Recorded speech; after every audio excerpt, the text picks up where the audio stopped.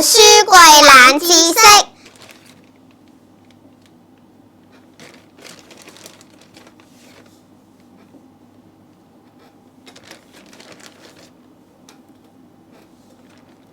咦？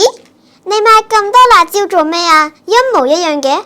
佢哋唔係全部都係辣椒嚟㗎，你估下邊啲係辣嘅？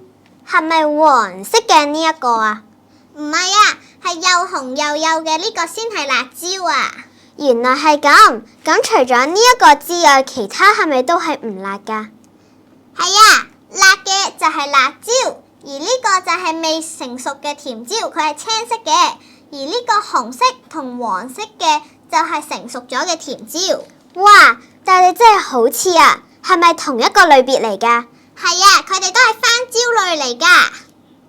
哇！點解你識咁多嘢嘅？想知點解就記住留意書櫃冷知識啦。